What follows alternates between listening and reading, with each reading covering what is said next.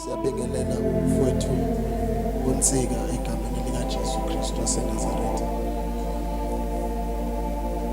Sibingelele abazali bakhe, particular umama omncane nomkhulu, nomama bonke abakhona bakhe bazalwane phakathi kwethu, nomalume babekhona.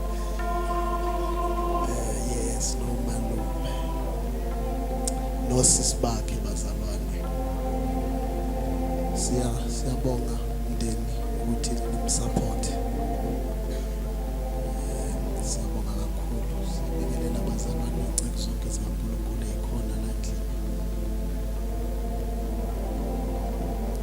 Siyabonga kakhulu bazalwane ukuthi khona benu.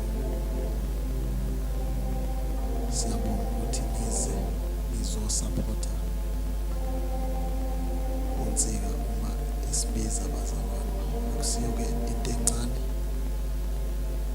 ukubiza abantu ngoba usukungazi noma bazoza yini. Bazalwane bonke abakhona, team yonke khona, khulu kwethu ngoba siyabingelela Zululand FM, intandokazi yabantu. Uma senibuyele emoyeni sajabula kakhulu. Sikusela ukuthi ningifoneleke ningitshela ukuthi ngishumayela nini, ngoba ngiwakhona lapho umuntu eMelmoti kuseduze kakhulu. Siyabonga kakhulu bazalwane, siyambonga uNkulunkulu. Siyabonga kakhulu Nyambose mawethu, lokho okukhulumayo yikho impela ke. Yikho impela, yikhona impela. Ngokunene ngokwesibongo umntwana kaNkulunkulu usindisiwe ngenzalo kaSeyili.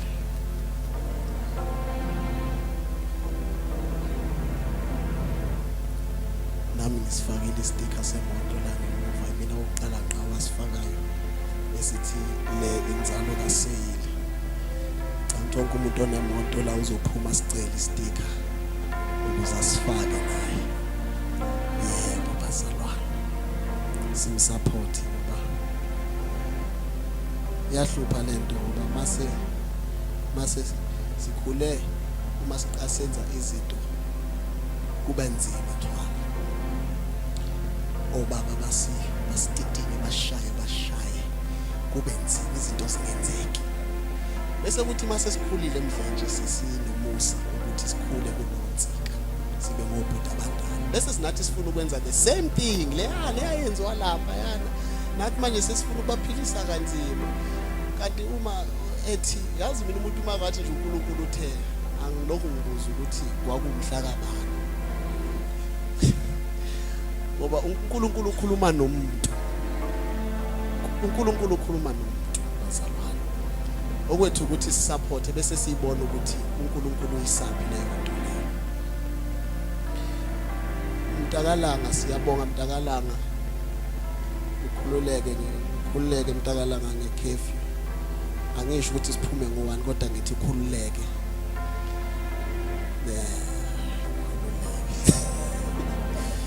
Akuzukuba but I'm not gonna waste any time bazalwane.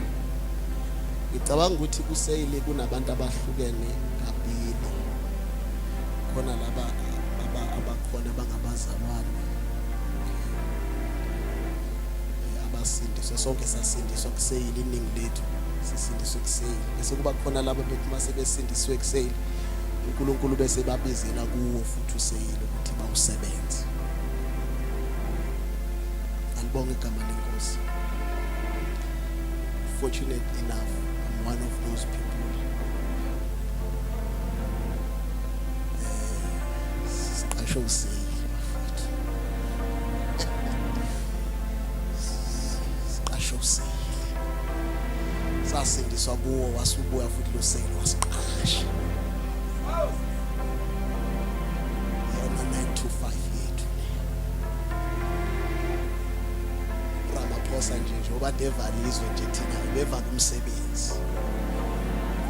ngoba noma besishumayela ku Facebook kodwa besingayizwa kahle ngoba besithande ngathi bengaba kuseyili. Ngoba laphana kuseyili ibikhona into enamandla besisho. Ngoba besivele sime esigangeni.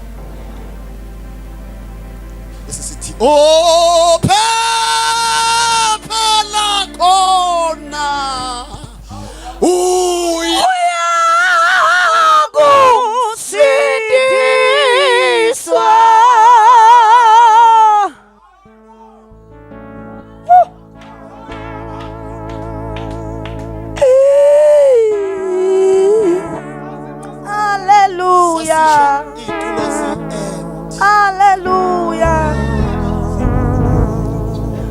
Badlule tena kodwa sithi thina oh phela khona yabo sendiswa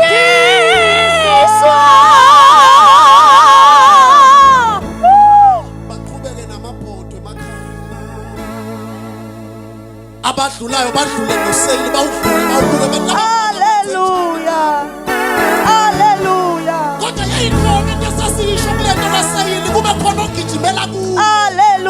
Athi ngizomuntu ethi hope.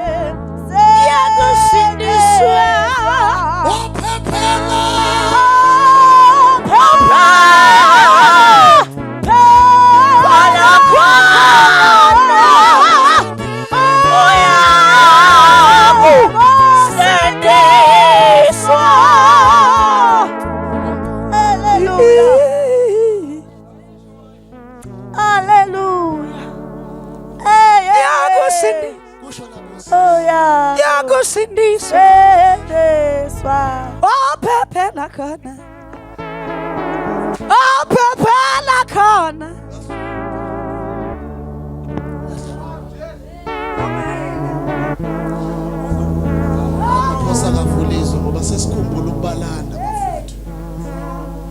Now ke ngesikhathi laba behlabelela kungekho umuntu abantu baze bafike entendeni ngoba nami ngazwa kanjalo kwakhona ababehlabelela. Kwakhona babenjani bazalwane babehlabelela. Ngayizwa lento babeyihlabelela yangisondeza entendeni. Ngicela ukuqhamuka ngenye nje angle mhlawumbe angingazi noma i-right noma injani umntakansika kodwa bebethi mase behlabelelile yes sesibusisekile thina iningi labo libuyele emakhaya bengaphethe ngisho imali behambe bayohlala entabeni izinyanga nezinyanga ngabazalwane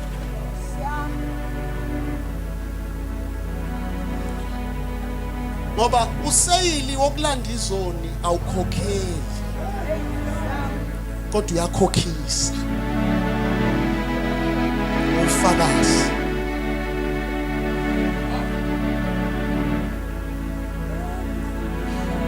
bese kuthi bese siyakhula thwala sikhula njalo sithemba uNkulunkulu njengoba singaphansi kwalo seli sihlabelela sibabiza sithembe abantu bafowethu uNkulunkulu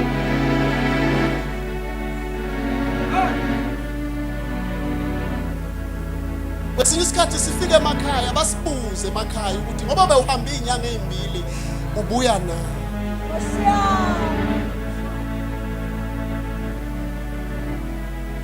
ngoba nalabo bayinzalo kaSeyili baba usebenzayo. Akulula ukusebenza uSeyili. Ngiyacabanga labagcwele abantu abasebenza uSeyili engibazi. Inkosi ngithume kulabo laba bawusebenzayo. Isaiah chapter number 14. Inkosi ngithume kulabo bawusebenzayo. Laba bapakasha ikhwama baphume bayehambe. Bayohlala ezintabeni bengazi ukuthi njengoba behlezi kulezo izintaba kuyakuvela. Ihambe iminyaka izinsizwa zakhona zikhule. Kufanele ngabe ziyaganwa kodwa ingabibikho imali. Kufanele ngabe baba nemizi kodwa ingabibikho imali ngoba noma bethi bayazama ngoba likhona ilihle iqiniso bafowethu. Noma ngathi bayazama bethi bafuna ukuyeka uSeyili bahambe bayosebenza umlungu angafuni. Kulungile baba bakhona abagangile kodwa kukhona abangaganganga. Kukhona futhi ababizwa uNkulunkulu ababiza ngempela.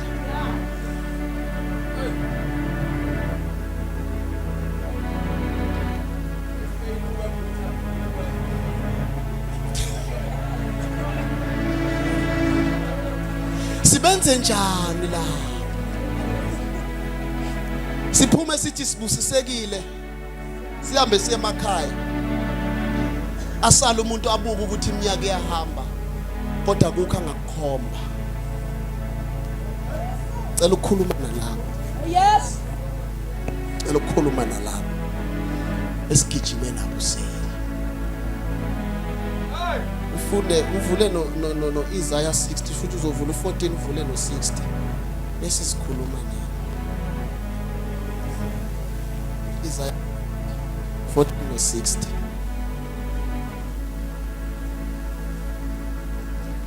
Uqale ku Isaiah 60. Ufunde the last verse number 22. Jesus. So suka nje manje uzobona isimanga sento. Verse number 22. Verse number 22. Omncane uyakuba inkulungwane. Aphansi abe isizwe esinamandla.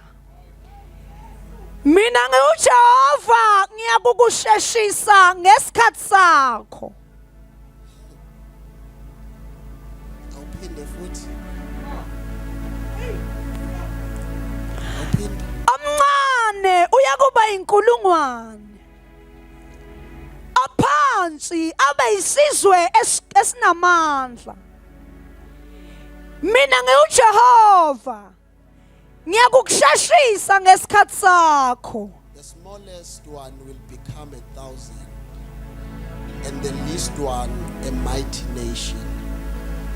I the Lord will quicken it in its appointed time. In its appointed time. 14 verse